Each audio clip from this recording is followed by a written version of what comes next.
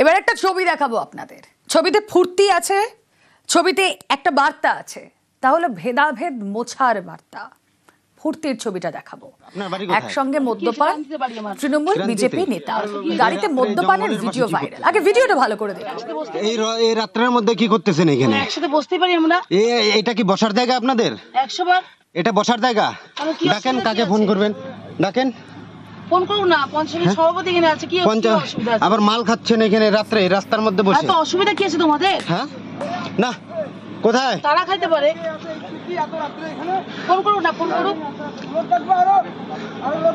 লোক ডাকবো? ওই ডাকতো, ফোন করতো। রঞ্জন কাকু ডাক দে।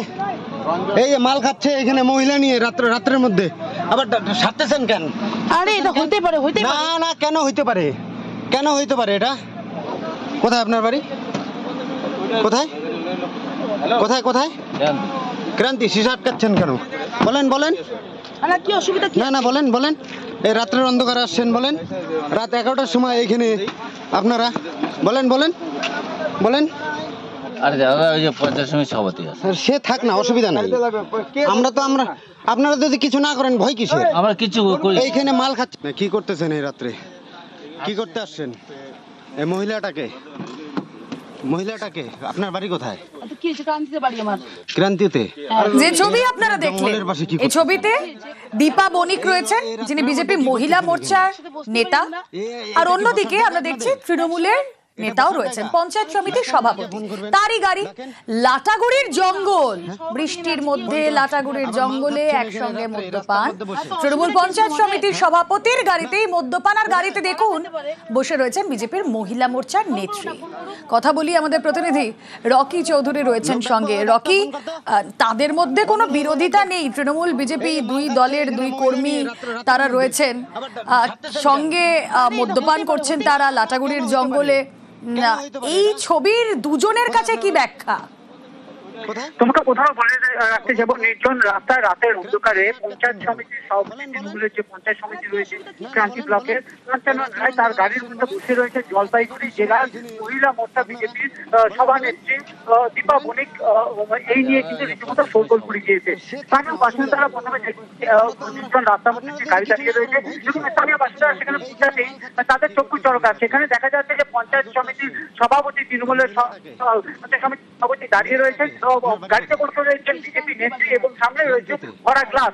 তাদের যখন জিজ্ঞেস করা হয় তারা কিন্তু তর্ক জুড়ে দেয়। তারা বলে সেখানে বসে তারা কথা বলছেন। তাদের ব্যক্তিগত ব্যাপার দেখে মনে হতেই পারে দুই ফুলের মিলন, যেন তার চলছে দুই নেতা নেত্রী। আর এরপরে কিন্তু শোরগোল পড়ে যায় গোটা এলাকায়। এই নিয়ে ঝামেলা হয়। এর পরিপ্রেক্ষিতে আমরা যখন দীপা বণিকের সঙ্গে যোগাযোগ করার চেষ্টা করি, তিনি কিন্তু জানান তাকে ফাঁসানোর চেষ্টা করা হচ্ছে, পরিকল্পিতভাবে তাকে ফাঁসানো হয়েছে। তিনি কাজ করে ফিরছিলেন, সেই সময় দেখা হয়েছিল এবং কথা বলছিলেন। এই না না রকি, বুঝলাম যে দেখা হয়েছিল, কথা বলছিলেন, কিন্তু কোনো পরিকল্পনা না থাকলে, কোনো প্ল্যান না থাকলে গাড়িতে বসে এরকম মদ্যপান, এটা আবার হয় নাকি? হুট করে কারোর সাথে রাস্তায় যেতে যেতে দেখা হয়ে গেলে? একদম এই জায়গাটাই রয়েছে। যদি তাই হয়ে থাকে তাহলে গাড়ির মধ্যে এইভাবে করছিলেন নাকি? তার মধ্যে সামনে ছিল ভরা গ্লাস। এখানে হচ্ছে যে তৃণমূল নেতা, নাম করা একটু এলাকার নেতা, তার সঙ্গে বিজেপি, তিনি বসে কি করছিলেন গ্লাস ভরা মদ নিয়ে। আর তিনি কিন্তু রীতিমতো ছুড়ে দেখছিলেন যারা তাদেরকে আটকে রেখেছিলেন। তাদের ব্যক্তিগত ব্যাপার, তারা মনে থাকতেই পারেন। এই পরিপ্রেক্ষিতে যখন আমরা পঞ্চানন রায়, তৃণমূল নেতা, তাকে ফোন করি, তিনি কিন্তু সুর না নিয়ে প্রথমে এই বিষয়টি কাঙ্ক্ষিত নয়, সেটা যদি হয় তার সংসার ভেঙে যাবে, বিভিন্ন রকমের কিন্তু অজুহাত দিচ্ছিলেন। এমনটাও বলেন যদি খবর করা হয় তাহলে আর কিছু করার নেই, খবর করলে করা যেতেই পারে। আর এই নিয়ে কিন্তু জলপাইগুড়ি জেলার রাজনীতি মহল শোরগোল পড়ে গিয়েছে। এই দু তরফেরই জেলা নেতৃত্বের কি বক্তব্য? এক্ষেত্রে কিন্তু বিজেপির তরফ থেকে যে এক নেতা জানিয়েছেন যে এই ধরনের কার্যকলাপ বরদাস্ত করা যায় না, বিজেপি সমর্থন করে না, নতুন করে কড়া ব্যবস্থা নেওয়া দরকার। আর অপরদিকে তৃণমূলের তরফ থেকে জেলা সভানেত্রী তৃণমূলের, তিনি জানিয়েছেন যে এই ধরনের কার্যকলাপ তারাও কোনো রকমের বরদাস্ত করে না। রাতের বেলা ব্যক্তিগতভাবে তারা কি করেন, নেতারা কি করেন তা দেখার বিষয় তাদের নয়। ঊর্ধ্বতন কর্তৃপক্ষকে বিষয়টি জানানো হয়েছে, তারপর পদক্ষেপ নেওয়া হবে। বেশ, আপনারা বলেন বলেন। আরে দাদা ওই যে পঞ্চায়েত সমিতির সভাপতি আছে। সে দল থাকলে তদন্ত অসুবিধা নেই। করে ব্যবস্থা নেওয়া উচিত, কারণ দল আমাদের সবার আগে ব্যক্তি নয়, আগে দল। তো কোনো ব্যক্তি দ্বারা যদি দল